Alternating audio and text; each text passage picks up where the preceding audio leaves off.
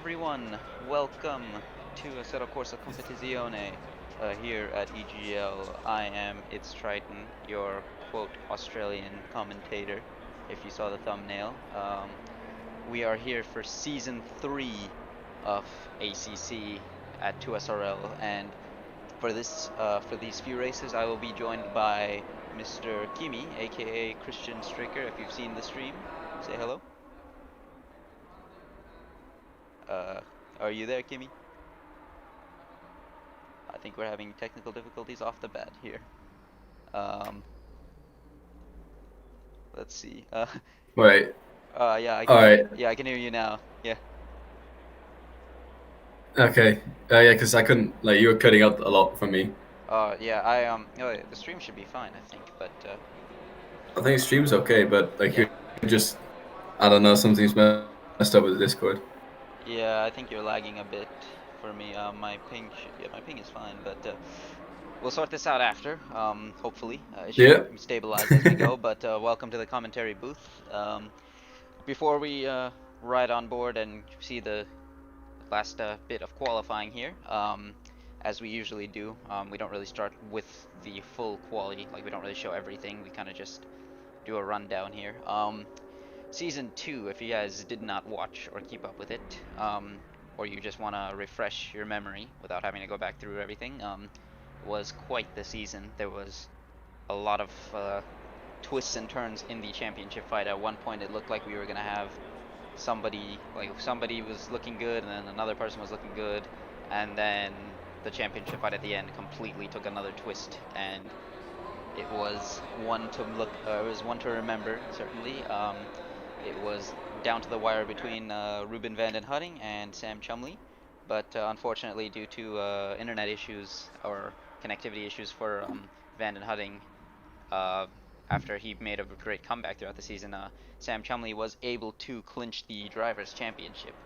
And I believe Trigon Racing with Van den Hudding and Bas Kessel were the ones who took the Constructors' Championship. So this season we do have a lot of changes in the cars. I don't even think many people are running the same cars, so we're going to see a little bit of a different thing going on here. So let's go ahead and get going here. As you can see, the map is up for me.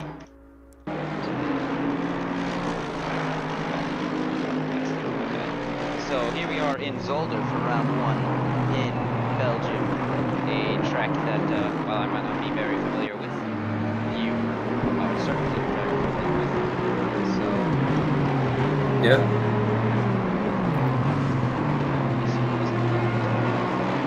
Yeah, we have a problem. I forgot to map, or I mapped something on instant replay to this the overlay, so I gotta go real quick here. That's fine. Change it all up. Yeah, it's 2 seconds. I mean, currently we have the reigning champion Sam Chumley on provisional pole, followed closely by Alex Carson and Milos Martika, but I suspect that will change in the latter stages of qualifying. Yeah, there we go. We got it now. Okay, so yeah, right now, as you said, Sam Chumley, the defending champion in the Lexus this time around, as our man on pole position. You're gonna see some texture issues here potentially. That is going to be fixed for next week. This is kind of just last minute. Also, the frame rate should hopefully be improved by then.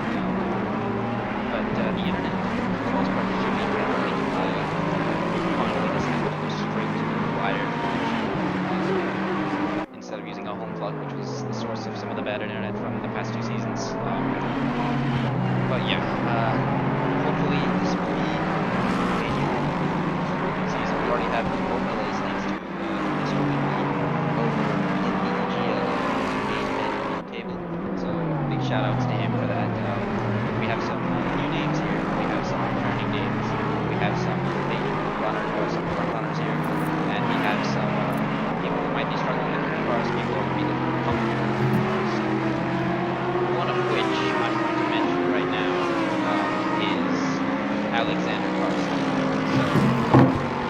here has become quite good over the season. Last season, he was the guy to beat, and he was the one everyone was chasing after towards the end. And if I have to pick somebody who's going to fight for this championship, it's going to be him. But that doesn't count out anyone else, because also we do have our Season 1 champion and Tier 1 SLR F1 2020 commentator, Mr. Timo Brown, if I can get him here, in the Mercedes this time with his new teammate Dominic Illigner, who you guys know as WoW if you watch the F1 streams, Tier 1 SLR as well. So another person here to watch out for in the Mercedes also is Hugo, who was looking to be the guy to win the championship until Zen last season, where he pretty his wheel disconnected and he was into the wall, and that was the end of his championship. So, like I said, last season he could have gone anyway, and it went wrong for some people, but it went right for others. So, yeah, it's quite an interesting championship to participate in. I'm participating this season as well, but due to personal reasons, I'm commentating now as I can't race. And I've driven with quite a few of the guys, and I'll say Salminen is also one person to look out for. He's racing for Mugen Sim Racing in the Ferrari. He was the guy who got me on the last corner in Mount Panorama, and he has shown good pace in the practice sessions we've done. So I look forward to see what he's doing. I also know that the team with Nico Veldman and Alex Carson are a very strong force in the Constructors' Championship. They both have incredible pace, and I'm pretty sure both of them will work together to try and secure that Constructors' Championship. Yeah. Saying that, Alex just puts it on pole. Yeah, originally. 27.6 for that, so I'm actually, I need to get a hot lap here if I can plan. So where is, we're gonna ride on board with our reigning champion for this. As soon as he's, I think he's already on the lap right now, so we'll go again. But we have 5 minutes to go, so when he starts his next lap around, I think we'll see. So Antoine Olive is currently P7. I want to mention that because he's in a Lambo. That's impressive. That is very impressive, because for those who do not know, the Lambo is an interesting car in this game, and that's one of the few cars I know very well, because I've driven it for the Sim Endurance, my one and only endurance race in ACC, or in sim racing in general, for the 3-hour Monza race we did for Sim Grid with Mr. Veldman saying in P3, we'll talk about in a minute, and you will mentioned already. But that Lamborghini is very, very, very annoying to drive. That's all I'm gonna say. Like, it's snappy at the rear. It's got no front end. It's just horrible. But I digress as we ride on board here with Sam jumping that lap. Let's see how he does this here. Can you ride us on board as he goes? Yeah, sure. So he's taking turn 1. He could have pushed a bit harder at the exit, but he's just carrying the speed into turn 2, going wide on exit over here, touching the curb a little bit, sending it back to the side. I was just waiting for his braking points, just a little dab on the brakes, send the car in, grip up, and then all the way out to, okay, that's too much. But and he's already lost 4 or 5, 6, okay. He's gonna cancel it there, so yeah. Not what we had in mind. But yeah, we'll choose somebody else then. Sorry. I think I know. We'll go to Karsten. I think he's on already on the lap. He seems to be already on the lap. Anyways, we can pick off where Sam stopped. Yeah, we'll come back on. We'll look down the order here while we're waiting. Disqualifying things don't really take off around now. We have a few different cars. Like, I think in the first season there's always one that's dominating the championship pool, I think, where the drivers seem to prefer one season than another season. Season 1, it was the Astronaut, because that was a very stable, very solid car. I remember the Zolder was just very good with the default setup as well, for the base aggressive setup. Now last season it was I think last season it was just it was more the drivers than the car last season because Yeah, there was a bit of a mix. Somebody was we had we had Hugo in the Ferrari, we had Sam in the McLaren, and we had Ruben in the Audi. So it's three very, very different cars, and they were all very competitive throughout the whole season. Yeah, absolutely. There were some good drives, and as that's Prix are actually around there before the second chicane. So a bit of a struggle there for him already in his new car. Well, he's not used to driving these as he just comes into the pit lane. He's in the Porsche with Rene, who's actually serving a quali ban that we didn't know about until last minute. So I wasn't prepared. I was also wondering why is he in the pits. I remember, but he's got that to deal with, unfortunately. So starting off the season at the back foot, but regardless, he is a good driver. He can overcome adversity. So right now, I don't want to jinx things since we haven't even started a race. I want to quickly drive right on board with Timo because he looks like he's about to take a provisional pole. He's just got enough time to just pip Alex at the moment. Yeah. You see how he... Now he's on his lap. He's 1/10 up from his previous lap, which is enough to take provisional pole as he just runs wide. Exactly. Yeah, and that's... Yeah, he's invalidated the lap. It's unfortunate. So it was looking good for Timo there, but yeah, like you said, if you make a mistake, it can cost it. But I'm gonna ride here now with Alexander Karsten, who I think is about to go on his main nice tight after the second side around there. Right on board now. Yeah. So he's just gonna hit the dab on the brakes, send the car in, wait until it grips up, and then floor the throttle. He has, it seems he's running 8 traction control, so that will make it easy to afford the follow throughout the corners. You can do this in Mercedes. As he brakes hard, takes a lot of curb to maximize his entry speed and exit speed. Hopefully these cars up ahead get out of his way, because I know he doesn't like any distractions on his way to pole position. Takes a lot of curb, really cuts the corner, pushes as much as he can to the limit, all the way out in the exit. Let's see, he's going to take this flat. No, he lifts a little bit, but that's okay. He still seems to be nearly 2/10 up in this time. As he brakes hard into this corner, coming out of the corner, he's going to be early on the accelerator, all the way on the curbs, maximize the track. And he's 2/10 up currently. Let's see how he does in this final chicane. Yeah.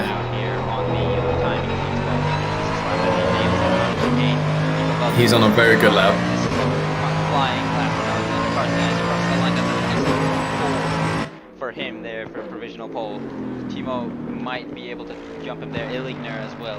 Timo's teammate might be able to beat this as well, unless he backs off here. So no, Illigner's backed off. Timo crossed the line, does not beat him, but he's on the front row right now. Let's see what the defending champion can do here. Sam Chumley in the Lexus. It's not looking too good. A very, very, oh yeah, his teammate's there. Yeah, he's giving a tow. Is he? Yeah, he might. I hope. I don't know what he's doing here, but let's see if Chumley is able to beat this time. And the Lexus he's currently very, actually, no, he's going okay, into he goes into pit. So that is and that's the fastest time we've seen. That's the fastest time we've seen from any driver on 2SRL around this track. So 27.4 shows just how insane Karsten has become with this game and on this track as well, how much practice he has been putting in and how much effort he is getting, as we see even the drivers can't believe it. So absolutely rapid pole position there from Alexander Karsten. Timo Brown as well, a very good front row start from him, trying to get back to his championship winning ways. He struggled a bit last season in the McLaren until he switched over to the Audi and actually won in Bathurst for his first win since season 1 at that point. I'll just say it was quite cheeky they switched over to the Audi because a week prior to that race, he was doing the World Cup qualifier in the Audi, and every single day he was doing laps around Mount Panorama.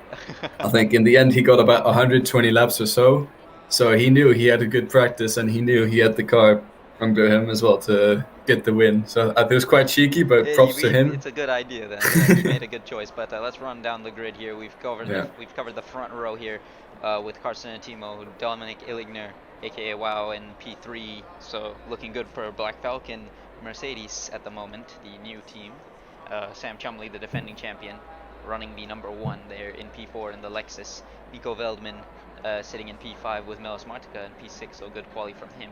Hugo is in P7 at the moment. You guys, do not rule him out of a win, though. We know how fast he is in F1. He carries that over in ACC for sure, and I've seen it, so just be careful for him. Antoine Olive with a solid P8 in the Lamborghini. Paul Gajda, yeah, sorry, I'm not Polish, I can't pronounce that. In P9 I asked Milos. Our runner-up in the championship, Vanden Hutting, in P10, just to show how good this grid is. Push returning here in P11, Eric Moberg in the Ferrari in P12, Alex Robles in P13, Ollie Stricker, the other Lexus, in P14, Jasper Smelt in the Ferrari in P15, Bas Kessel down the order in P16, Jack Bidel, DeSantis, Taurus, Turner, Raymond, Tacos, Mearsman, and Vaughn all completing the order here. So let's make sure we have everything set up here as the drivers get ready for the lap here. I hope you guys are hyped for Season 3 of ACC as we come across the line here to start the race. Green light. And we are green here, first round 1 of ACC Season 3. Good start from Karsten, good start from team. They're trying to go alongside into turn 1. Karsten keeps the lead at the moment. Oh, and there's an accident. Already an accident there. This car's off the road. That is Robles spinning out in the back there. Vanden Hutting losing the rear end as well, but he's able to keep it under control there at the start. Illigner keeps Chumley at bay. Milos jumps Veldman for P5 at the moment, and now they're going to try and slot in to their respective positions here. It's Karsten from Brown, Illigner from Chumley, from Veldman, Martica, Hugo, and Olive completing the top 8 there. And as the control starts up here, Olive gets the jump on Hugo for the time being, as DeSantis is actually ground, I think, as well. There's all sorts of carnage happening here, as up front we got a side-by-side action between Martica and Veldman. We're trying to fight for position there, Ganja and Hugo fighting as well. So a little bit of action, a little bit of carnage going on here at the start of the season. I think in the background is already trying to go side-by-side with somebody there as well. The yellows somewhere in the middle here. Rene is actually off the road as well, and now down the order, so it's gone from bad to worse for him. Oh, Mearsman's off. Mearsman's spun into the Villeneuve chicane. He's currently trying to get back on track. Yeah, he's let's see where he is. Yeah, he's back behind the grid here. So all sorts of struggles here for a lot of people. Top right in the front of the pack here, starting to close in with each other. Team trying to hold on to Karsten, who's starting to pull a little bit of a gap as he completes the first short lap here. Time here to make up, so let's see. Yeah, it's Hugo and Gaja going side by side into turn 1. I think Gaja's got the run of it. Yeah, and he's taking Hugo's. It's off track. Yeah, he's made a bit of a mistake here. He's going to try and rejoin here safely, but unable to keep it there. But Moberg is now trying to run in because it's a bit wide for him to do so on push. We're trying to have a look at him as well as he goes down the inside there and gets them done for the time being. Moberg will try and fight it back, but he would be wise to avoid that. So this gaggle here has got a lot of action going on here, but they're fighting again here, I think. So Moberg trying to make the best of it, push. And Kessel now trying to see his way through as well, but of course they're running together, Smith and Restore behind as well. So back to Olive starting at full in on the front guys here, and Veldman and Martica pulling in and moving again, and Chumley, Illigner, Brown, and Karsten all the top 4 trying to fight it out here. So as the field is bunched up, we're going to see the action here. It's going to get a little bit more calm as we go on here. But yeah, we see a little lagging a bit, I think, or unless it's just a desync. Hopefully for him, nothing wrong there. There's yellow flags. Oh, Moberg's off. Moberg's off. He spun it. I can't find him. I can't. Yeah, he's. Oh, yeah, he's down the order here. So that's unfortunate for Moberg. He makes a mistake here. Now as we approach the next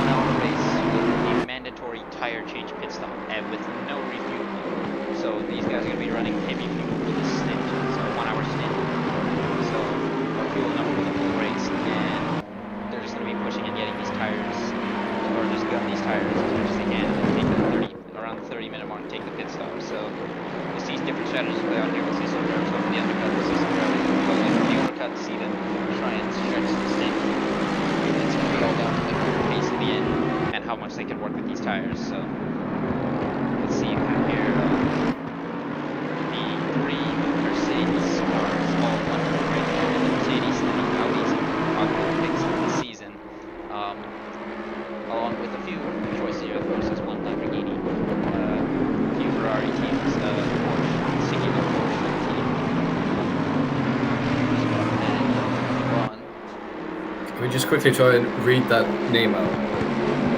Do you want to go for the cursed team name of Scuderia Monkey Flipper Motorsport Point GT3 Sports Racing Team Bosnian Division Porsche 911 GT3 Racing?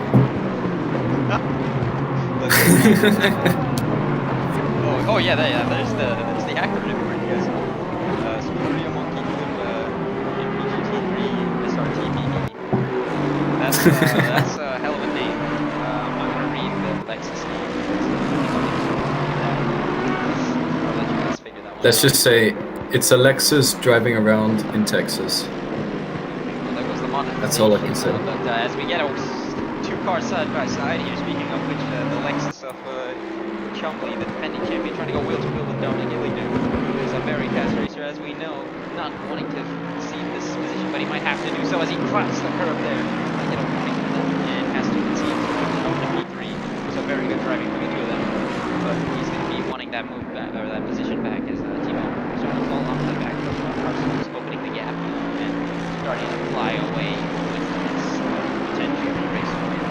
Feldman gets ahead of Martin, I think he's in the back there, and it is in the Lamborghini, which, like I said, is one of the nicer looking cars. Oh, Van der Honey is sending it in.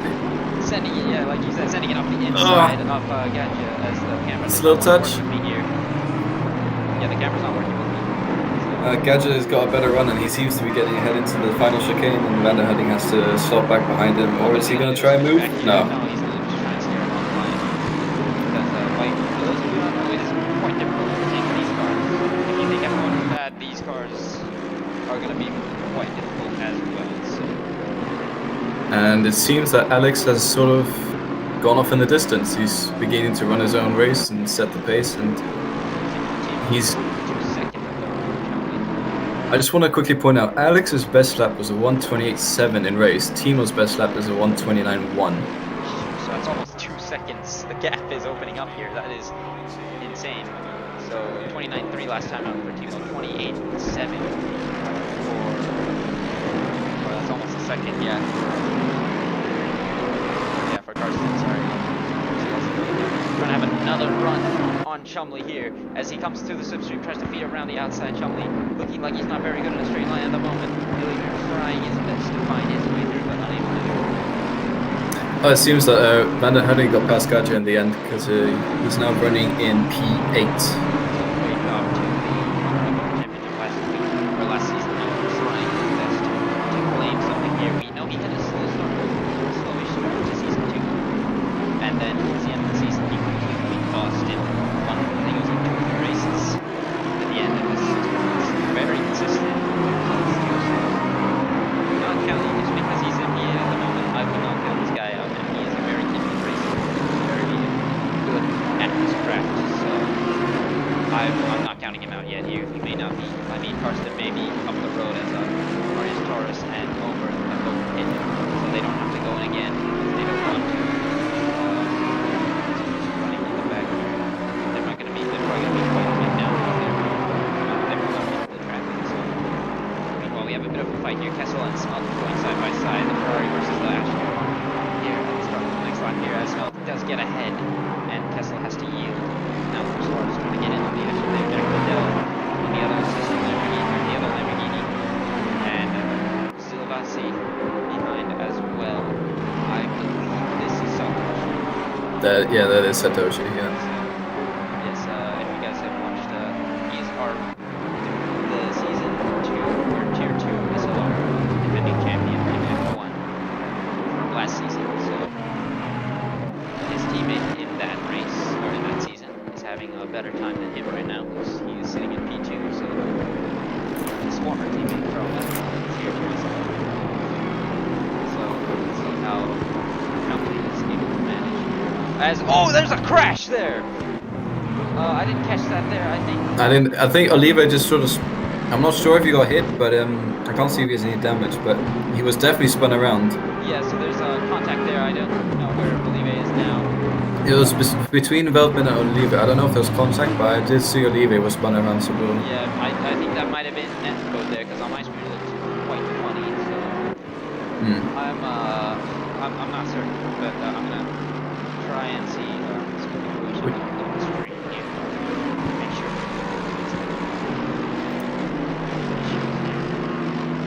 just want to quickly give a shout out to Ollie. He started P14 and he's now P8. He's kept it out of trouble. And he is currently lapping at a decent pace. Like, he's not the fastest, but he's definitely doing enough to hold on to P8 at the moment. But he's got pushed right up behind him, putting on pressure, so we'll see if he'll be able to keep that throughout the race. Yeah, so I'm sorry about that, Wimpy. I know the game audio is quite loud, even for me. So I want to turn it down quite a substantial amount here, because that's how ACC is for some reason. So thank you for that. Should be better now.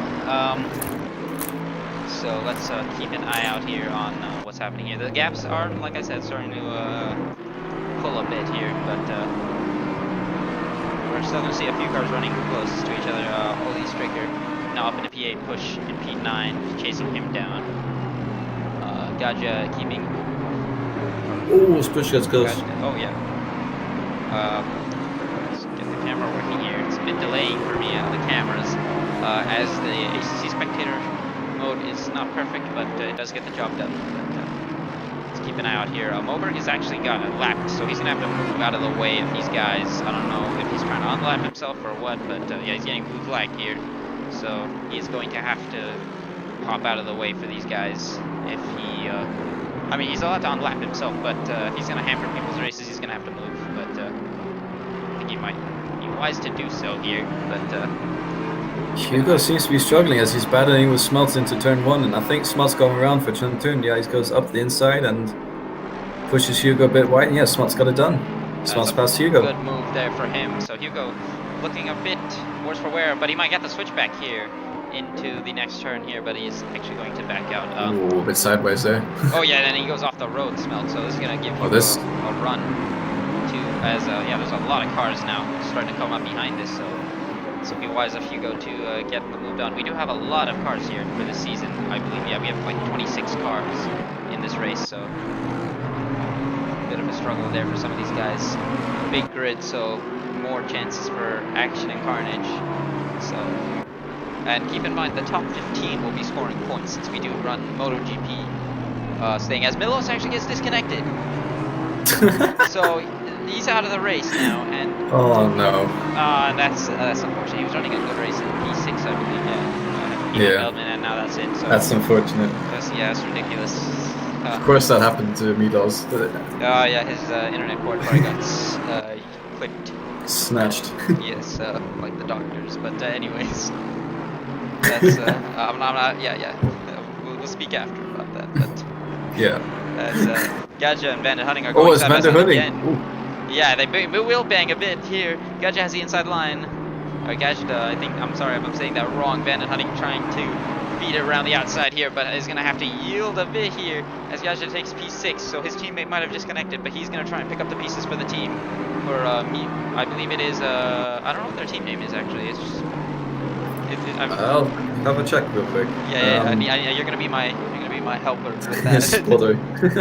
my team name, Spotter, yes. Yeah, okay, they're called Audi Shadow Project. Oh, so that's it? Yeah, that's it. Okay, that was it. I thought that was the base name of the game. Okay, yeah, but this I know they're going to keep the name Trigon Racing for Bandit Hunting and Kessel, but speaking of which, he's still fighting back against Gajda, so... I think Gajda is here to prove something. He's a rookie in the season, but he's here to prove that he's willing to fight with the top guys here. Yeah, he's...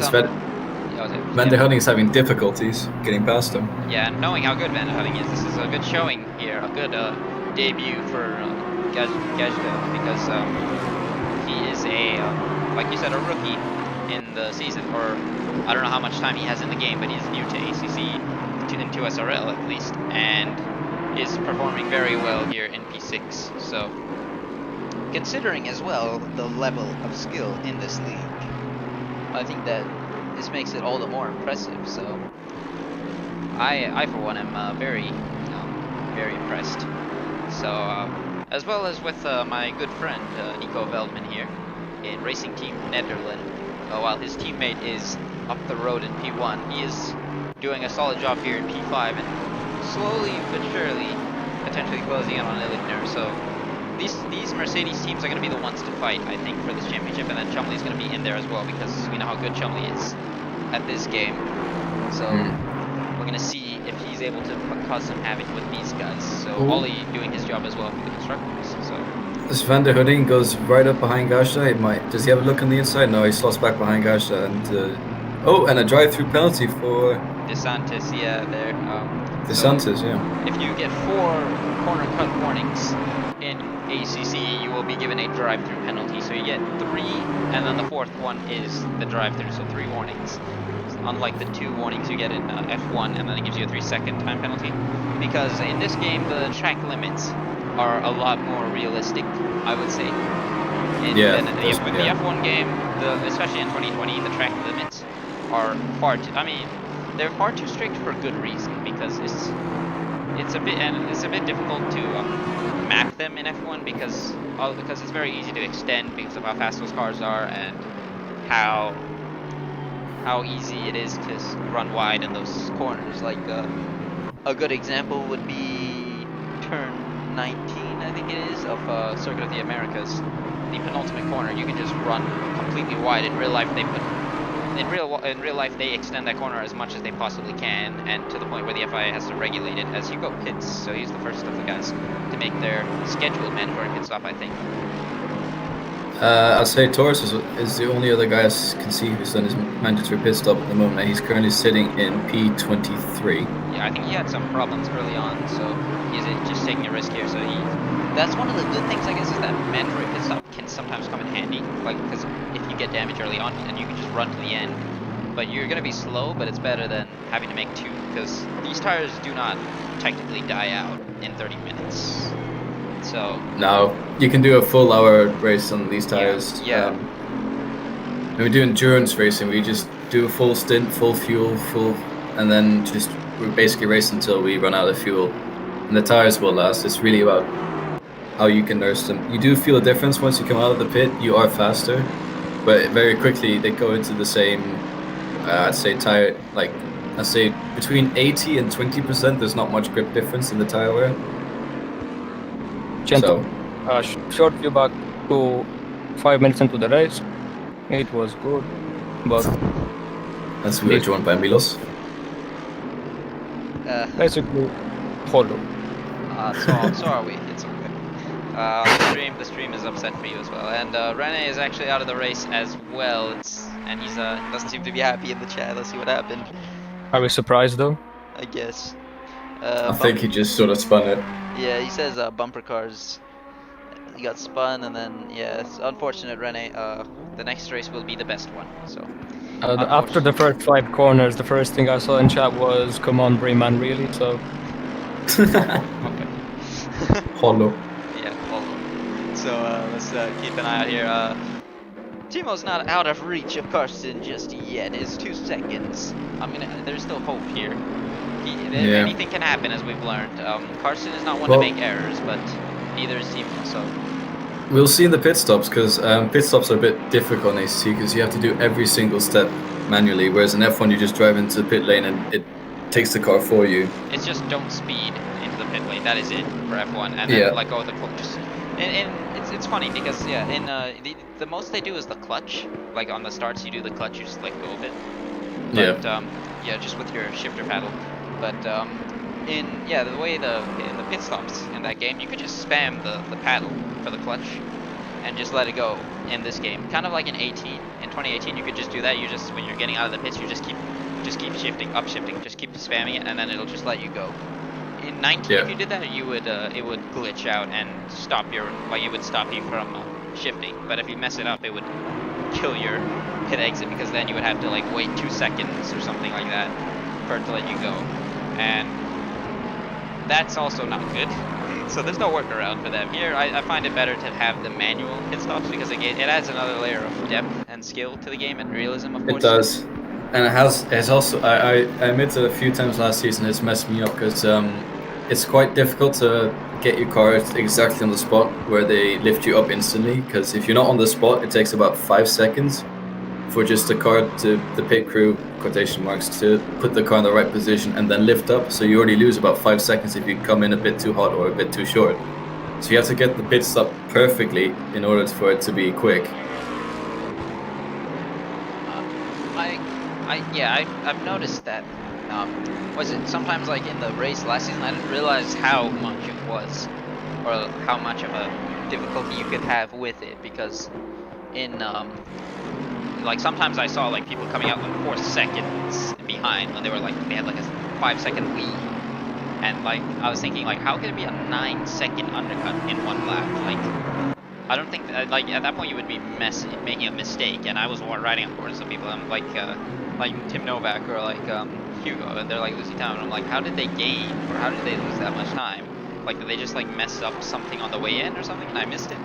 But no, and then I learned later on, I'm like, oh, it's because they're just messing up the pit stop, or they got damage or something, because like, yeah, sometimes you can get like, the more damage you have, the more time it takes in the pit stops, unlike F1, where it's just like, either it's 2 to 3 seconds, like 2.8 seconds of pit stop, or it's like 8.5 if you need a front wing change. So it's like one or the other. In this game, it's, if you have, depending on how bad the damage is, it can be like 7 seconds of extra, 5 seconds extra, or even 30 seconds extra, or even a minute extra damage, depending on how severe it is. Could be 2 minutes extra, depending. Yeah, exactly. So it's really just down to, if, sometimes it just gets out of control. As Gajda is pulling away from Van Hutting, who might be struggling a bit, so we might see some strategy play out here. Yeah. So looking good for him. And I was just, as you were saying that we saw Push go off the road and Olivia's just come back, trying to get past him. Oh, and he's trying around to that side, but no, Push keeps his position. So there's a little bit of a truly train forming behind Ollie Stricker, but he's holding on well. Yeah, Marius is he's a lap down. He's not cracking under the pressure. He's just driving the race he wants to do. Yeah, Marius behind them, not a lap down. No, he's a lap down, so he can't really overtake them right now. Yeah, he's caught up to this train of Ollie, Push, and Olive. Yes, the Ollie train. The Ollie train. Yes, the Stricker train V2. But let's see if Ollie can hold on here. Olive has a look down the inside of Push. Push holding on though. Push, I think, is easily one of the most underrated drivers. Actually, he's very young, but very mature. And also he was winning races in season 1. So Chumley's into the pits now, up from the front. So let's see where he comes out. We can keep an eye on that. But yeah, Push saw some good success in the, I believe he was in the same car, the Aston Martin, in season 1, which was of course the popular car of choice. And he won in Silverstone and won on track he won on track. I just want to quickly point out, Chumley's come out in... Chumley is in 17th place at the moment, yes. So... I think I'm 18th. having a little internet difficulties. Yeah, you're starting to lag a bit for me. Is it me or is it you? No, the stream is fine. I'm seeing the stream is still showing fine, yeah. So, no, it's me, I'm having internet. Oh, okay. Yeah, my apologies. So, but the problem here is, though, while you sort that out, or the good thing for Chumley, I mean, not the problem, he came out in clear air. Bremen is well up the road from him, so he's not going to be, he's not going to have to worry about him unless he catches him rapidly fast and Bremen doesn't pit anytime soon, so far so good. Also, I didn't mention the weather. Here you can see on the top right screen, you can't see my cursor, but we have 26 degrees in the air, 34 on the and track. there seems to be a drag race through the pit lane. Oh dear, where's that? I didn't see that. Okay. Right, I think Bedell had an unsafe release into his pit box.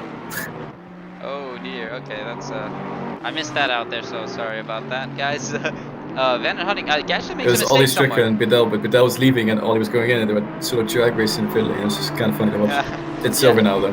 Actually, Gajda making a bit of mistakes here. Again, he goes off the road, and somewhere in there, Van Hutting got ahead of him. So Timo now is pitting, so he's going to be trying the undercut on Karsten.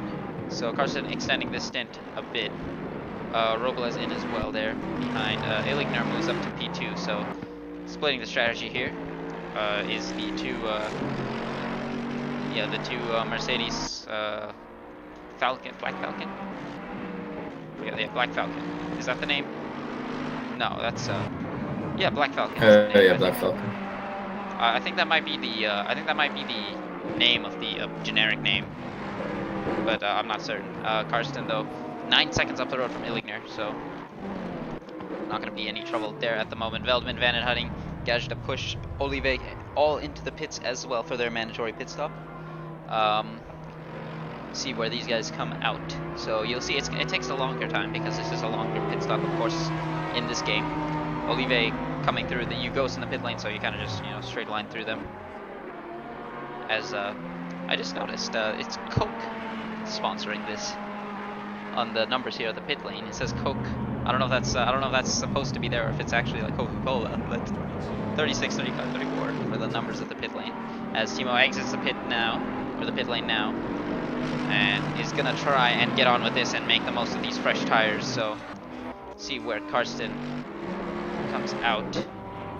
He's into the pits right now himself, so if he didn't push on that lap, then Timo might, and depending on how he gets this pit lane down, whoever got it down properly, of course, as we mentioned, will be the ones in position. So just keep an eye out here. We got blue flags here for DeSantis on Chumley, who came out behind Timo 2.3 seconds now. So DeSantis has to move out of the way here, as he does after the chicane. So Timo gunning it now in the blue livery Mercedes. Hello, yes. Sorry, my internet just cut. Oh, no worries, yeah. So, okay, yeah, you're back online for me now. So, no worries. Let's see if Timo is able to make the most of this. I'm going to keep an eye out here on Karsten. Bremen is exiting the pits, or entering the pits, I think. No, he's exiting the pits, but he's a lap down. Taurus up front there as well. Karsten still going through the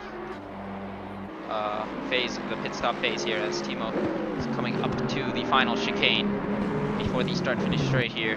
Let's see where Karsten is going to come out. He's exiting the pits now and should be retaining this lead. He's gonna have to get up to speed here, but let's see where Timo is. Let's see, I can't find it. There he is, and there it is, the dot up there at the next turn.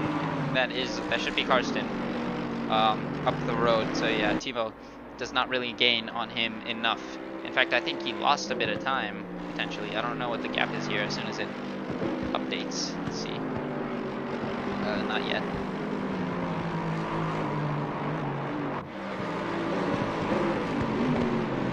So... Alright, so I am back on the street. Okay, that's good. You know. Yeah, let's keep an eye out here as well on... I want to keep an eye out here on Veldman, see what he came out. Okay, he's in P6. Van Hutting behind 10 seconds in P7. Push P8 now. Gajda comes out behind him in P9, so he's lost out a lot of time, unfortunately.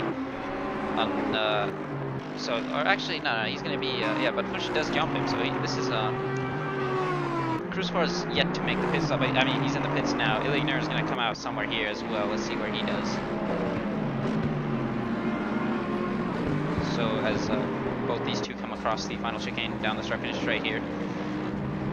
See where these two come out. Illigner and Cruzfar both, or I think Cruzfar is stopping in the pit lane here, but Illigner is getting out of the pit lane. Yeah, so you see the monkey flip, Scuderia monkey flip Porsche. How this does. Let's see where Cruzfar is, or let's see where Illigner comes out ahead there of DeSantis and Chumley, Timo, and Karsten all ahead, so P4 for him again. So we're almost through the halfway point of this race. Everyone has made their pit stops at this point, or they should have. Let's see. Make sure here. To go down the order here. Yeah, Taurus is the last of the runners in P23. So like I said, P15 and on are getting points. So I think Kimi is still having some issues here, unfortunately. I hope he is okay with his internet, but yeah, we will potentially have to do this halfway part of the race on our own, but that is fine. As Ollie and Olive are trying to fight out here, Smelt and Hugo as well, resuming their battle from earlier.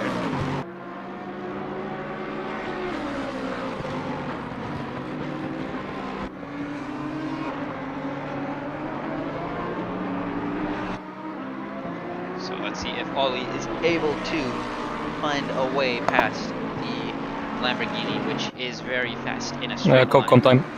Oh yay, okay, so I do have a co-commentator, so Milos will be joining me. So is Chris's internet gone, or no? So I think Yes, one. Okay, yeah, I think you're lagging too, Milos. Presumably. Unfortunate. Okay. But yeah, we're halfway through the race now, so just doing the old switcheroo with the commentary. It's okay. Nothing to see here. As Ollie tries to send it down the inside of Olive, but is not able to do it there. So Olive holding on. You can see him struggling a bit through the corners compared to the Lexus here potentially. So let's see who can find their way through first.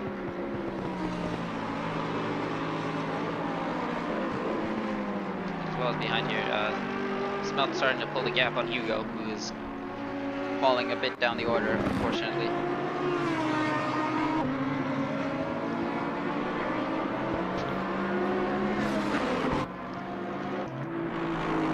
So Hunning's intervals are not loading for me, but he is well behind Veldman, but is holding push honest at the moment, so looking good for him at the moment for this result. Gadget was looking good for P6, but saw a couple of places down, but that's okay.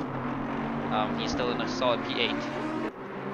And the top 4 are a bit separate. The top 5, I should say, are quite a bit away from each other, so... Is Chris back? Is that you? Are you back? I don't think he is.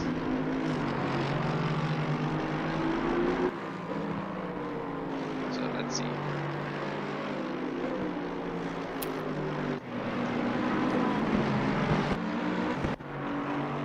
Keep an eye out on. I see some fights going on in the back there. I think that's some of these guys here.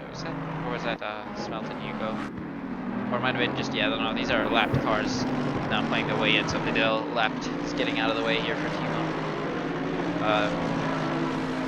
And Carson is going to have to get out of the way from Chumley as well soon.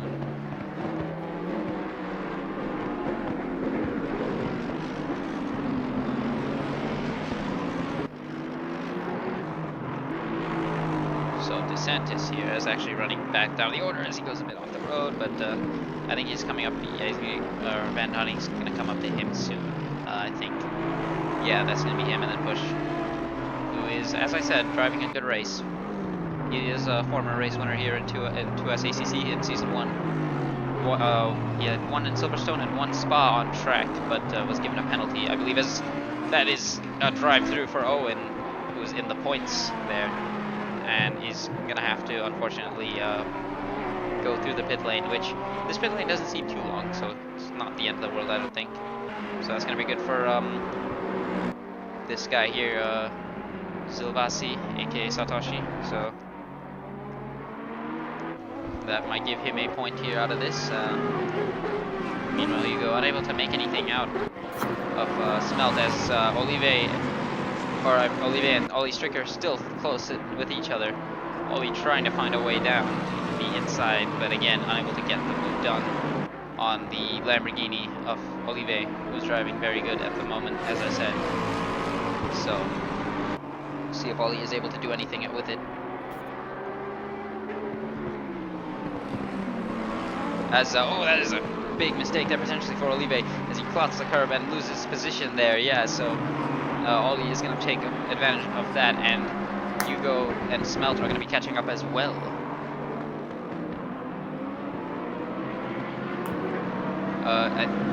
Are you back, Chris? Or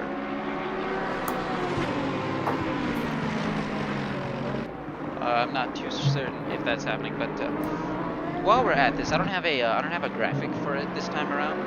I'm gonna go over the tracks we're racing this season. So we are here round 1 in Zolder. I'm gonna pull up the calendar here. So ACC.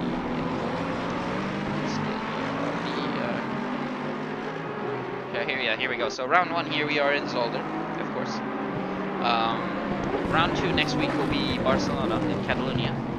So that will be an interesting one to see as well. Round 3 will be in Brands Hatch. So I've not commentated a Brands Hatch race yet, so that'll be an interesting one. And I believe, yeah, round 4 will be, again, Silverstone. As we've raced in the past 2 seasons, we're coming back to Silverstone.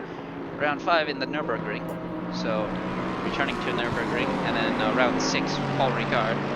So that'll be an interesting one as well. Round 7 in the Hungaroring, which might or might not show some surprises. Round 8 in Spa, round 9 in Kailami, and round 10 in Mount Panorama. So the last 2 rounds will be the DLC rounds to watch out for. So I think Zolder, no, Zolder is not a DLC track, I don't think, but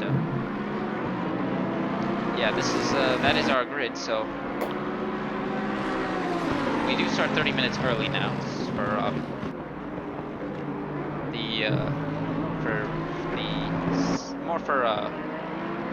what you call it, for convenience sake. But yeah, now we have a 4-car gaggle here between Ollie, Olive, Smelt, and Hugo, all within the diffusers of each other now. So let's see who has the better straight line speed and who's able to make the most out of this. So the next car behind is Cruzvar, I think, because I think Robles is Robles has made a bit of a mistake here, I think, somewhere, or he's just that far up the road, I think. I don't know what happened. Yeah, he's in 13th, I think. Yeah. But keeping an eye out here on this train here of sorts, as Ollie takes a different line there. And Antoine Olive trying to find his way through down the inside, but is unable to do so. So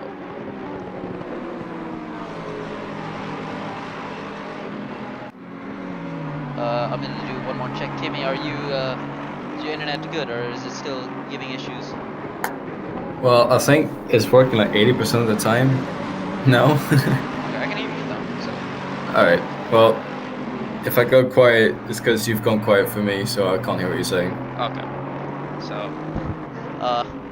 I'll try my best here. Manage with this Kessel goes in the Yes. pits. Sorry, guys. Yeah, no, it's okay. I'm used. They've dealt with me having it, and I'm the one running the stream, so yeah. Could be worse. As Hugo, Smelt, and Olive all trying to find their way past Ollie right now. Still, Olive was running the train, but made that slight mistake. This is all for good points positions here for P9 potentially on the right, on the ropes here, or on the line here. So Ollie, he goes a little bit wide. I think Ollie can handle this pressure, but he's definitely not had to deal with this before. He's usually quite aggressive, both on the attack and defense.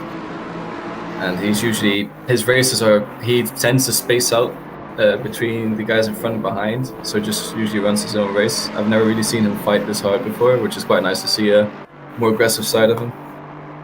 Yeah, he's trying to pull this a little bit. He's doing a decent job because Olive is starting to struggle, and Smelt does seem very fast. He's trying to get past him, so or trying to find a way through at the moment, but is unable to do so. Robles is going to start catching up to these guys if they slow down any further. So this might turn into a 5-car train potentially. So this has all the elements there to be a good fight to the end with 20 minutes to go.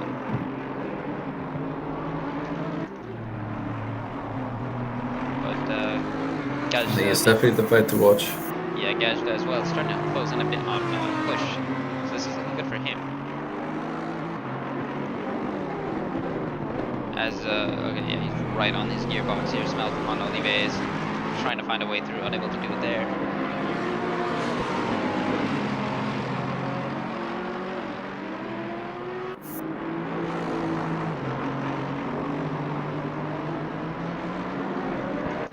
Let's see what's happening here. Kessel is into the pits and out of this race, I think, unfortunately, so that's a shame for Trigon Racing, the defending champions, losing one driver now, but they still have Vanden Hutting in P6, so, and this is only round 1, so a lot to play for here as these seasons unfold. So,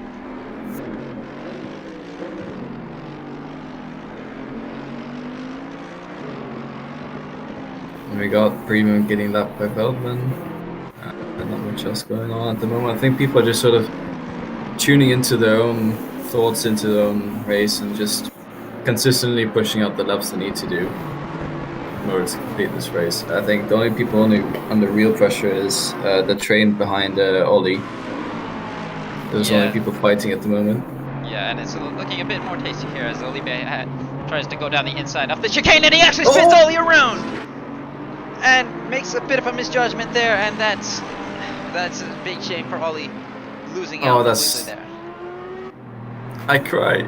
Yeah, there's no bias. But yeah, that is a big shame there. I don't want to say whose fault that was, but Ollie, no. Yeah, he's not going to be happy with that one. I am sure. No. I am certain. So Olive now is the man leading this train, but the FIA might want to have a look at that, and I'm being told it is under investigation by no one. That is definitely under investigation. I mean, but knowing Chumley, he's going to go through and just find that and just be like, yeah, that's an incident. For very good reason, because it was an incident. And now we got more contact there. Taps Olive. So yeah, and Hugo taps him, and they're all going into each other. You guys, you gotta calm down. Hugo just had a little love tap though, as on him, and Smelt went into him and then in again because of that. But yeah, that's looking a bit more feisty here. Yeah. As Hugo has a look down the inside. Robles might make something out of this after all, but let's see how this goes. Yeah. Now, there's a penalty coming somebody's way. Yeah. He's like that confused kid at a playground behind his friends, like, wait up for me. As the three friends run away in the distance, just sort of smacking each other. Yeah, right now, let's see. Gajda is on to the back of Push now as well. So we do have another battle here.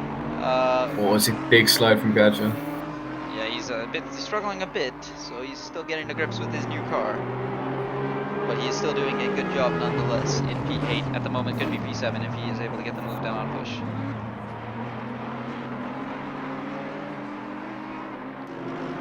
So we're going to go back to the chaos that may be ensuing here. Let's see. They're all three still running with each other. Robles catching up now, so that friend who gets left behind is starting to catch up. Smelt may or may not try and have a run here. The Ferrari not very good in a straight line, from what I understand, and the Lambo very good in a straight line, from what I understand. So yeah. But the Ferrari is very good under a corner, in the corners. And the slow speed, is it good or is it bad? I think the Ferrari is one of the more balanced cars I've driven. I enjoy, when I do endurance racing, I always take the Ferrari because I just feel very comfortable to go long distance in it. Yeah, when I tried it out, the Ferrari just felt supremely planted through some of the corners. Yeah. Like I had driving the Lamborghini, I could not drive the Lambo at all. The rear end went all over the place. I basically dropped the rear anti-roll bar completely at one point, and it was still sliding all over the place. It was just so bad.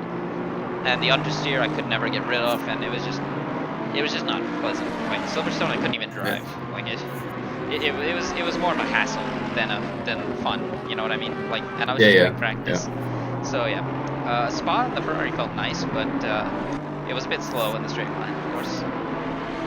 But they were trying to compensate with the setups and the aggressive setups of the Ferrari. It tries to kind of like drop the wings a bit.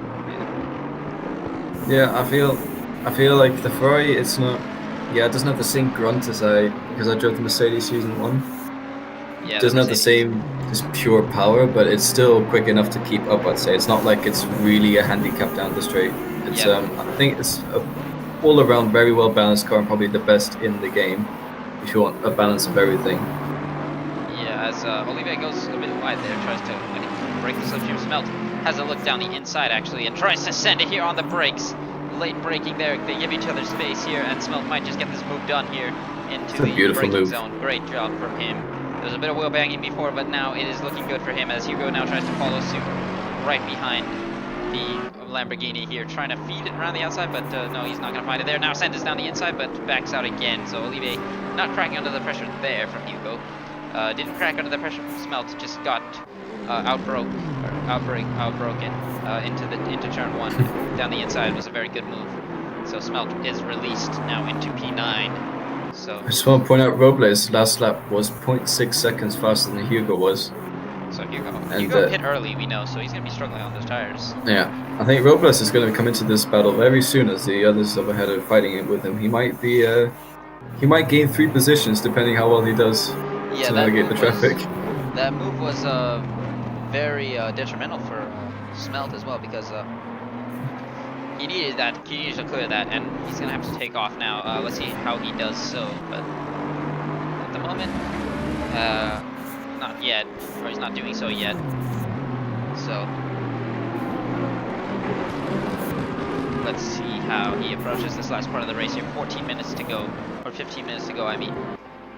Haven't really gone on board much with the leaders here. Illigner actually starting to close down Chumley. So this is 1.4, so Gajda as well is right behind Push. So 2 fights. Yeah.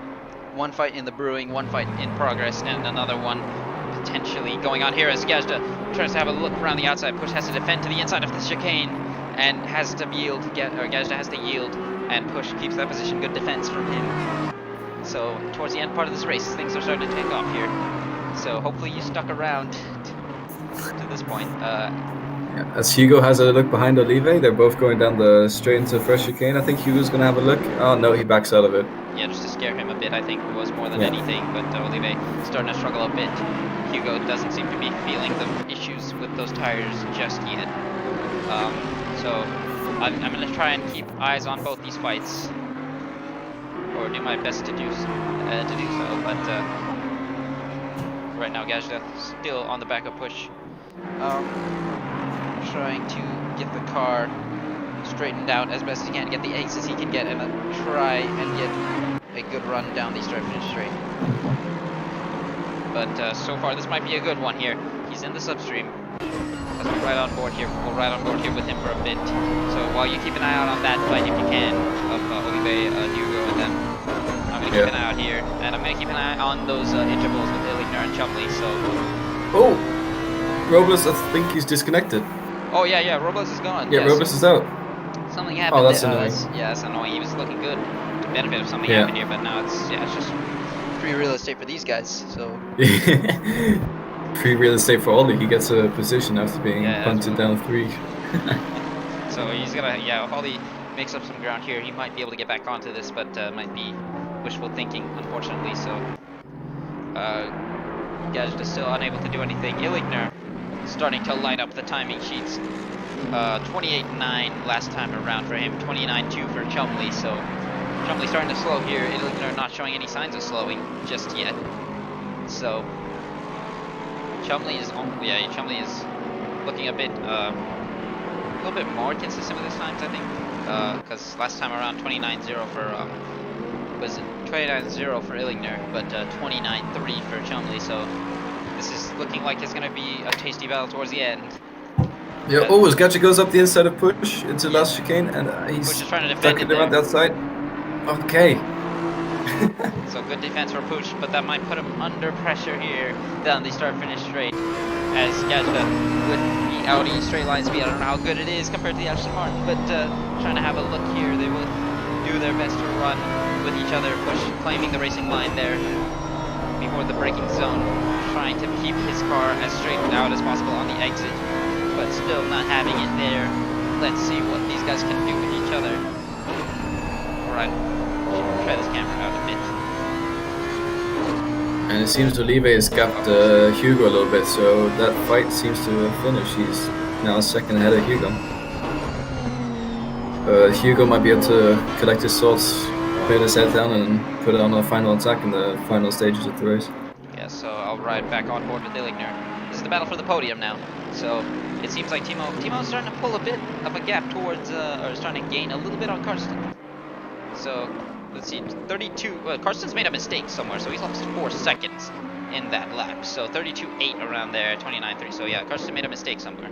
So that might be a sign of things to come. Like I said, Karsten does not usually make mistakes, what I've seen from him so far. And knowing Timo as well, Timo rarely makes mistakes or he makes a mistake here and there, but not very often. So as Crucifer gets a drive-through penalty and disconnects, and yeah, he says that's enough. So the Scuderia monkey flipper team. That was that's basically the monkey flip. The the game. The monkey flip. Yeah, unfortunately. They have done the big monkey flip. Yeah, let's see. While you keep an eye on Push and Gadget, I'm gonna try and keep an eye out on these two for the podium here. Illigner and Chumley, both very accomplished drivers here in their respective games. And I mean, Illigner is now on Chumley's territory and trying to give the world, the defending champion, a taste of what is to come this season, and show him that he too means business. So, as all four. Saying that, Hugo is right up beside Olive. They're going side by side into, I believe that's turn 4 onto the straight, and Hugo gets a worse exit. Olive covers the inside, and they're both drag racing somewhat down to the chicane.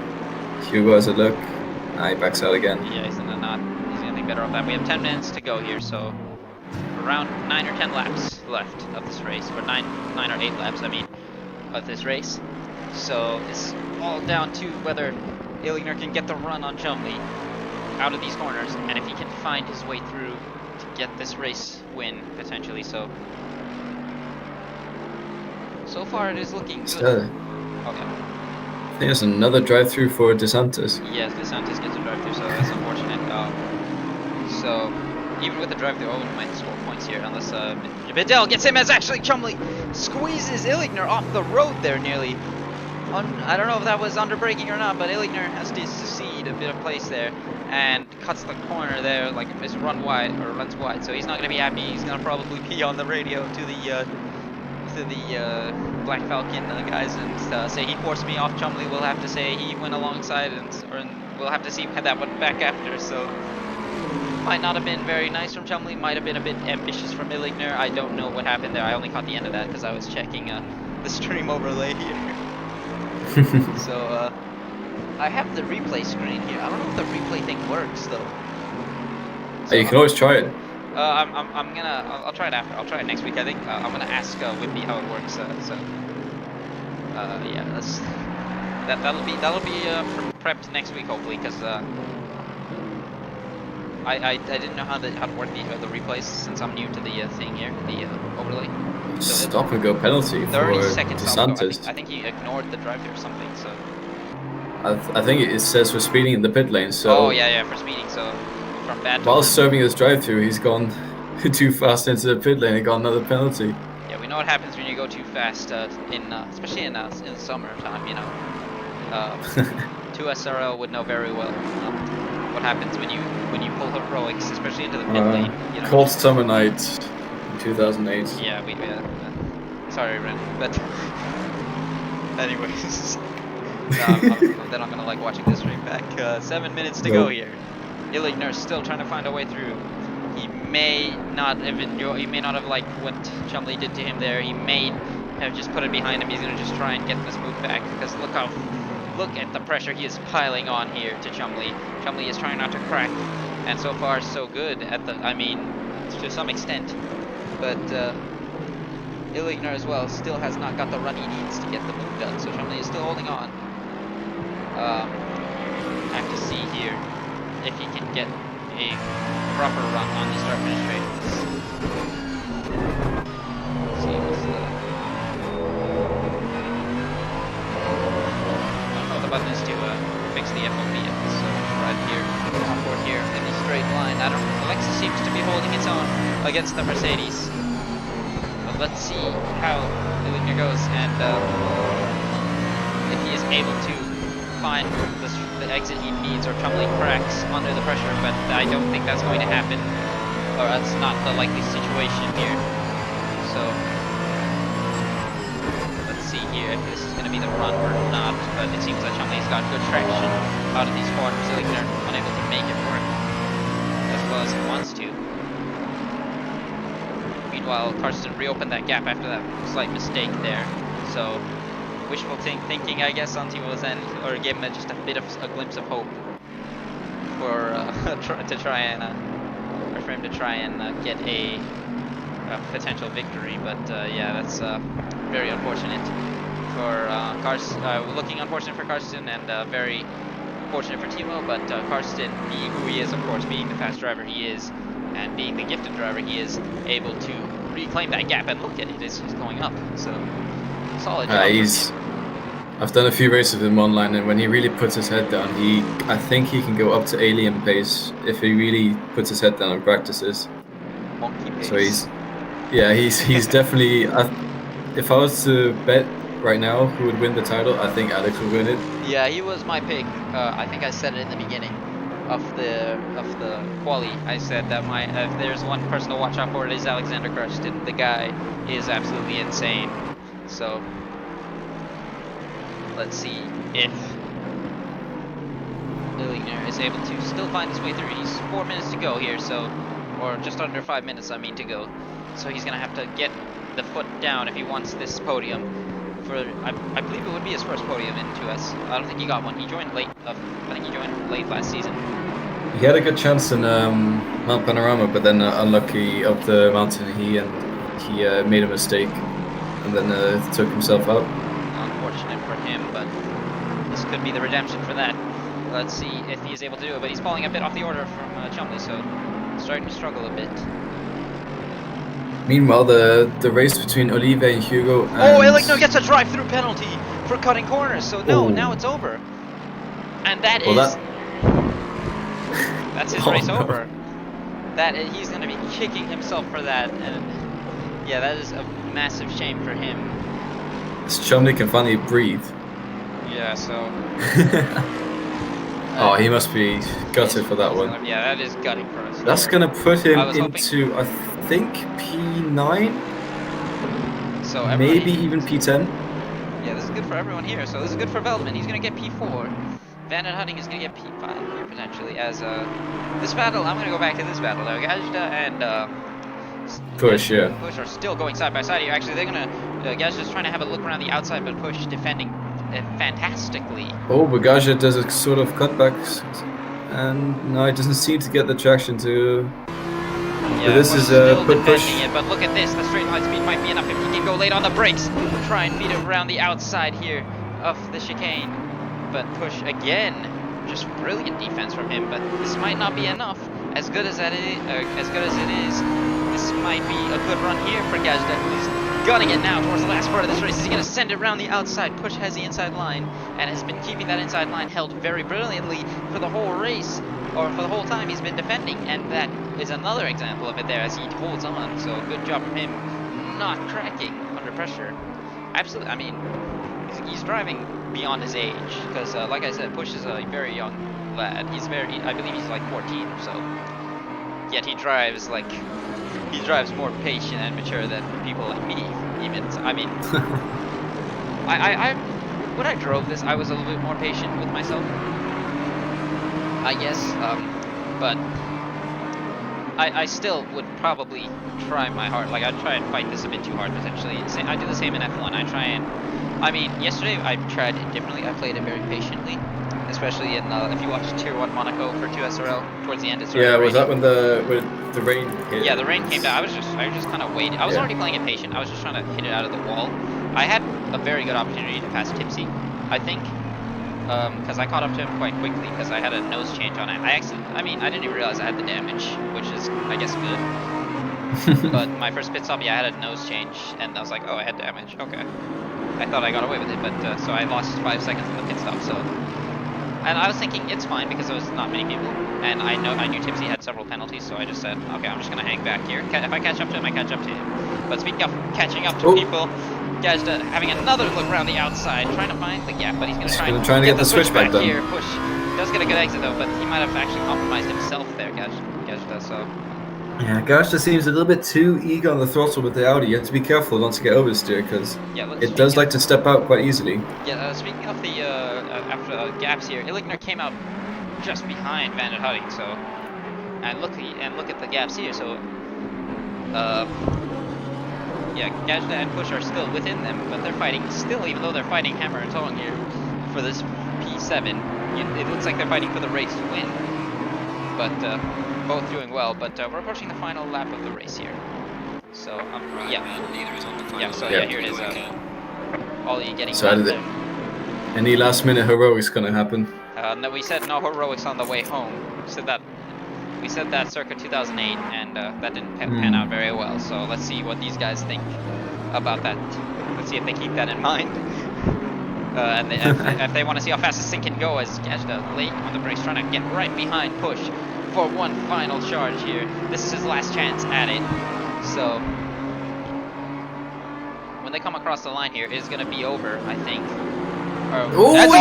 Push! Yeah, he spins him around. Is he gonna go? The sportsmanship. Is he gonna go? Yeah, I think he's waiting. He's waiting for him. Yeah, that was just a bit of a misjudgment there. Gajda is. It seems Push has an issue. Yeah, he can't. Oh yeah, he can't get it turned around. It seems to be stuck. It seems beached. Is the car beached? It kind of looks like it. What's happening? Has he got damage or something? I think he's beached the car. Yeah, the car's beached. No. No. That's Push. No. I've never seen that happen. I didn't know that could happen. Yeah, me neither. It looks like the car's beached. Yeah, I don't understand. But yeah, there's a yellow here into the final corner.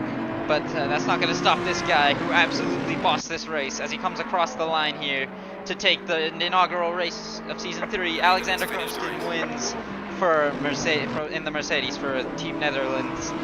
Timo Brown, a very respectable P2, and Sam Chumley looked under pressure, but unfortunately for Illigner getting that penalty, so he claims a very solid P3. Kept it clean, kept it smooth. Bit of an incident between them, but that will be looked at after, as Chumley's doing the Mahavira Gunathan and doing another lap here, so it's going to get looked at. I think disqualification is looking like a possibility. Nico Veldman. That is a very possible. Yes, no, not really. Veldman P4 there, so good job to him. So they are going to be good for the constructors' battle. Van Hunting P5 for Trigon Racing, and Illigner P6. Gajda will take P7, but that's going to be a bit of a driver briefing here after, so we will speak after.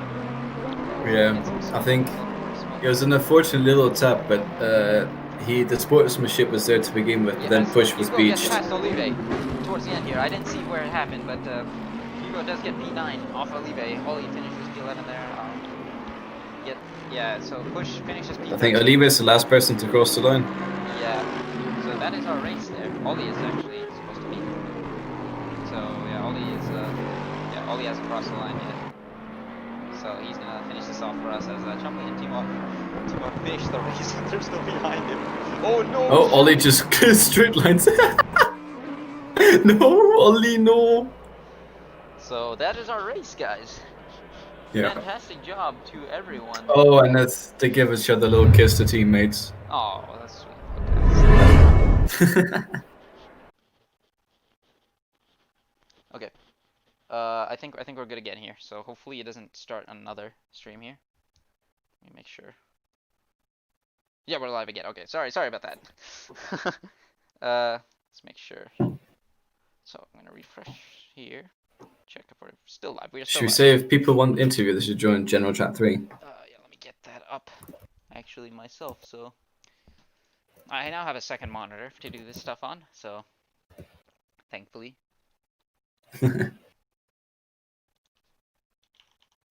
I'm gonna get our top 3. So let's get Alex and Beamer. Okay, let's see. We'll get okay. So Timo's gonna come for sure, and so is Alex. So yeah, Alex says as well. So okay, here we go then. So our race winner from today here to join us in the commentary booth, Mr. Alexander Karsten, an absolutely dominant performance from you, and as they say in Codemasters F1 game, it hardly looked in doubt. Except for there was one little moment. I saw one little moment. I didn't catch it on stream, but there was one mistake. But then you just completely gunned it again, anyways. So yeah, very solid from you. Yeah, it was. I actually made 2 quite big mistakes. I think the first one was coming into the second chicane. I nearly spun, which cost me like 2 seconds or so. And then the second time was on the first chicane, which I completely bottled. Lost like 4 seconds or something. And after that, I completely lost confidence in that first chicane. There was a very big relief every time I didn't spin from that chicane. Let's say it was a real big relief. It looked like it was difficult for some of the cars to take those curbs. Like I saw some of them looked very unstable, but for the most part, everyone seemed to be holding their own. So other than that, since this is the first round of the season, we didn't want to say like we don't want to call anything, but at the moment, judging by your pace, we think that you seem to be the favorite for the championship already. So how are you feeling for the upcoming races? Well, I feel like Zolder is not trying to be cocky or anything, but I really feel like Zolder really is not a good track for me. Like I just don't have the confidence on this track because of the curbs, and like when I can't really get into a full-on rhythm as I normally do. So I'm pretty confident, to be fair. There are some tracks coming up that I'm pretty sure I'm gonna be very good on pace, and yeah, it means it creates some pressure for me, but I like that, to be fair. Well, that's good then to hear because now we have. I mean, it's good for us to hear, maybe, but maybe not for everyone else. Because if that's a bad track for you and you won by that margin, then I suggest everyone watches out. But anyways, I think that was a solid performance. It's a very strong performance, yeah. Dominating from you, and congratulations. You've been on fire since the second part of season 2, and it's just gotten better and better. So. I think you've shown that you are the force to be reckoned with for this season, and I will leave you with that and send you back over to the general chat. So thank you for joining us, and congratulations from both of us one more time. Yes, thank you very much. Yeah. Congrats, man. All right, and now we pull in our admin / season 1 champion / P2 finisher, Mr. Timo Brown here. Here he is. Hello, Timo. Congrats on the P2. Thank you. How was it for you there, out there? I assume it was just kind of calm and collected. I wish. I guess. I mean, I had like the race was in two. Like I had 2 different modes in this race. Like one was where I was really feeling like I could push to the absolute limit, and it like started from lap 3 on. I felt like I was really on top of the car, and then like until 20 minutes or something from the end, I felt really confident in the car. But before and after that, I was absolutely like I don't know. I was well anxious, maybe the wrong word, but I was nervous as hell. When you might have seen when Alex had his little moment or something, and I gained loads of time on him, like 3 or 4 seconds. I also picked up my 3rd warning, and I gained like I don't know 7/10 in my lap just by like using the curbs and the 2 chicanes in the middle of the track. So I couldn't do that anymore without risking everything. So I decided, you know what, I'm not doing that anymore. So my pace just dropped by 7/10. And yeah, so it was like, it was hard pushing, but even while I was hard pushing, I couldn't get close to Alex. It was just way too fast. But I mean, I could like keep up when I was on top of my car, and as soon as I wasn't feeling confident at all, he would just pull away. So I didn't have anything on him today.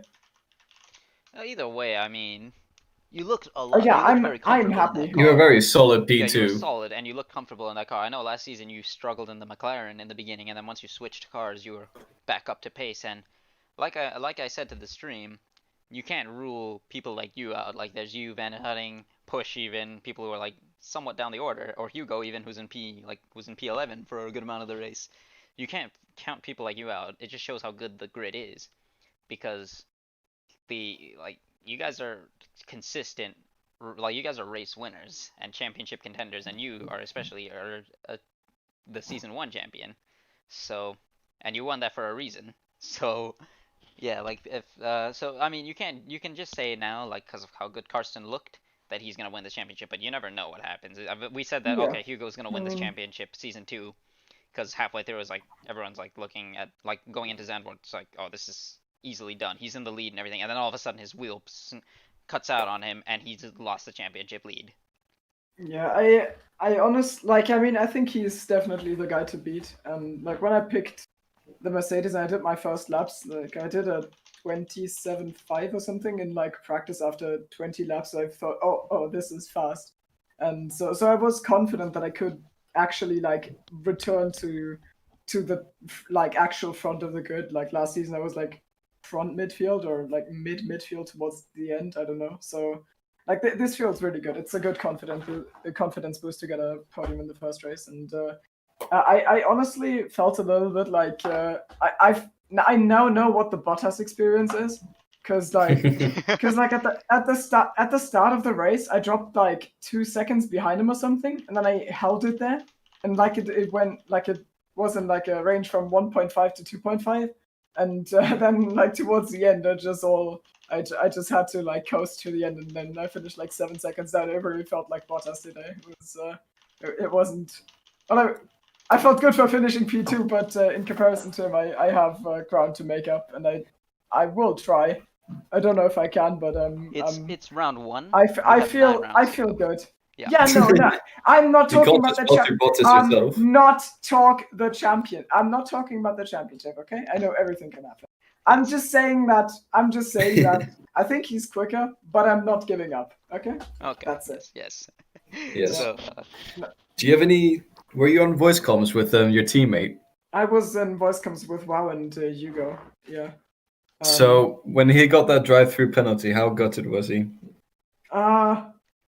He seemed fine. I didn't know how fine he actually was. I don't know.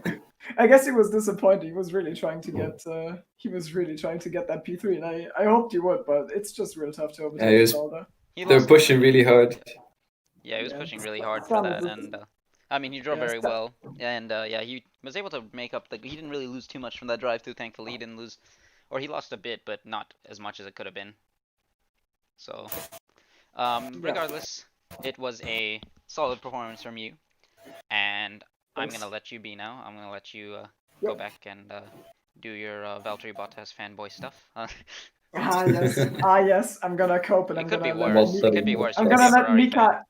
I'm gonna let Mika Häkkinen tell the press that he thinks I'm gonna win the championship. That's what's gonna happen. Yes, rumor has it that my Sebastian Vettel fan craze is gonna get to the point where even my brake pedal is gonna explode. It's like I'm gonna be playing F1. You guys had that today. You guys didn't brake for like half the race properly, like because if he broke too much, his brake would lift. Oh. So he was like, and as soon as he noticed that that's what he was doing, and he actually put the foot down, he improved by a second. So we noticed that, yeah. Yeah. We noticed his pace suddenly just dropped, and he wasn't anywhere where we've seen him before.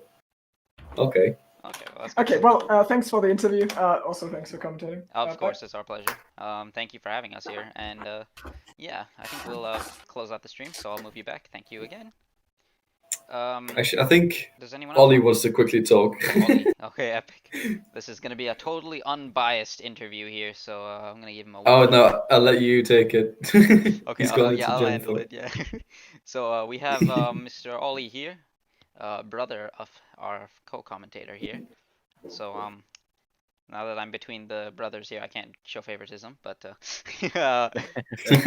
so Ollie, how I saw that was looking good from you. You were holding off the train, but then there was a bit of contact, unfortunately. Did you? So you saw me sliding into the wall sideways? Yes. Oh yes. It looked like there was contact. Brilliant. I don't know if that was you or. There was definitely contact. Okay, yeah. So I don't know what happened there, but unfortunate because it was looking good. But other than that, I take it you weren't feeling any pressure. You were just doing your own thing and just holding it off. Yeah, just kind of vibing. I made a little mistake going over the first chicane, heading towards the second, and that meant that Antoine could be right next to me going into it. So I just did a bit of defensive braking. Then going out of the corner, I get the slightest amount of oversteer, and Antoine's millimeters apart, like away from me. And at that point, he just fucking hits my rear end, and I go flying into a wall. So Ollie language. And we're off the air. Yeah, there goes the monetization was gone enough with the team name, and now we're gonna get like copyright flag. We're gonna get like red flag. So Yeah, sorry. Yeah, yeah. Bonk, There's bonk. always one. There's always Bonk, one bonk. person who forgets it. Yeah. So Yes, Yeah. okay. It's not often I'm in the interview because I never do anything spectacular, so you just I keep think. I spinning. mean, you Just keep started. spinning, and just keep You having started Timmy in the commentary P14. booth. yeah. Yeah, I you started started P14 and made your way up to P. Was it It's 7? like P8 or so. It was P8 Yeah. after the pit stops. So And, that was a solid start, and then it just all went downhill from there. It was a great start. And I had a great first couple laps in the second stint as well. I had a great fight with Antoine when he was coming out of his pits. I don't know if you saw that. But No. yeah, no, that Yeah, I think we missed that. yeah, we had a great fight for a long time, and then he got in front of me, and then something happened going into the second last corner. Basically, it looked like, on my point of view, he basically parked it on the corner, but people will say errors video instead. and that basically, it gave me 6 seconds of damage, and I think he had a bit of damage to his rear, but it wasn't anything spectacular. We weren't losing too much time. I think it was about half a second a lap. But then he had a mistake coming out of T5, which meant I could go in front of him. But then the rest is history, as I ended up in a wall facing the wrong way. So Well, it's unfortunate, but it's race 1. There's plenty of opportunities to recover. exactly. It's just annoying for a bit. I've had my fair share of issues this past month, or this past couple months with different league racing things. But yeah, I think you held your own. Still, you were able to get some points. So next week, hopefully, you can have a good one in. I believe it is. Was it Barcelona? Barcelona, yeah. Yeah. Hopefully, let's see. So yeah, I will. Good luck in Barcelona then. Yeah, we'll let you be here. So congratulations to you, for finishing the race, and good luck, and better luck next time, I guess. Yeah, and yeah, if you keep that pace up, you should be good. I think in Barcelona. I don't know. Yeah, How it good should the be. Lexus Hopefully. is, but or there, but yeah, Sam looks. I mean, I'm liking confident. it so far. That's for sure. Okay, that's good then. But yeah, I'll let you be then. Congratulations, or enjoy the race. Whatever points. Yeah. Yep. All right. Thank you. All right, no problem. So, I kind of lost my wording there. My apologies. It's starting to take a toll on me. I'm like, what am I congratulating him for? Like, I feel stupid. He's probably gonna be like, oh, this guy's a freaking. He guy was has some nerve. P13. What is this? Yeah, this guy has some nerve. So I think Satoshi wants an interview, so I'm gonna put him in here. So Alright. do him and close it out here. Satoshi. Hello. Hello. Yeah, my fellow or my tier 2 team racer. So as you may or may not know, I am a tier 2 team principal for whatever team Satoshi is on. But whichever one it is now. Haas. Okay. Haas team principal. Yes. And as well as the monkey flip team principal. But so Satoshi, your first race for ACC, I believe here. Yeah, it was first race. Anything? I didn't see much happen with you. You kind of just drove and claimed some points. So it's a good first result. Yeah. It was kind of good. Quali, I did my PB, but I was in the back of the field. I survived the lap 1 shenanigans, thank God. So I've gained like 5 places, and then I was behind Thanex, Oven, Robles, and Baco. So that was a good train. And then I've decided to pit. I had a double overtake in the pit lane, which meant I passed Baco and Marius, who was a lap down, and he had damage car. And then, by the way, I decided to undercut, so that's why I pitted kind of early. And on my outlap, I got punted by Baco, lost about 10 seconds. Oh. And then, Unfortunate. at the last 20-25 minutes, I gained on Sanix and Oli. But of course, I gained another place when Sanix got Alt F4'd. And I gained another when Push was in the gravel. I should have been around top 10 or something, which is kind of good, especially that was my first ever race and I need to get used to the game. But yeah, I mean, pace was really good for me, especially when I was clean air.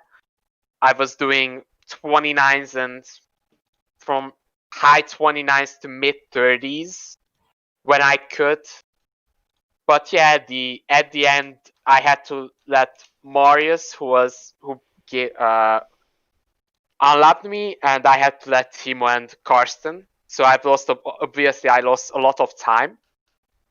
So yeah, if those things would have happened, I would get Ollie at the end because I was really closing in onto them, like second per lap or something. And yeah, I finished 12th, I believe, starting from like 20th or something, or 19th. That's solid result. My goal was like score at least a point. So yeah, I am happy, and hopefully I will have some pace during the season. So maybe my goal is to like get a top 5 at the end of the season in terms of end result. But yeah, who knows? Hopefully I will get it at the end of the season. That's my hope. I mean, especially if you're just starting out, you just slowly get up to pace. I know how good you are in racing, especially. I don't know how good. I've never seen you race GT3s, but I've seen you race in F1, and you're fairly competent in that. So I know you do some endurance racing on the side. So I think you have the potential to do it. So this is good for people watching the stream who are getting into this. Like, don't try and be rapid off the bat. Like, you gotta work for it. You can't just be fast all of a sudden. And if you find yourself slow, don't get discouraged. You just got.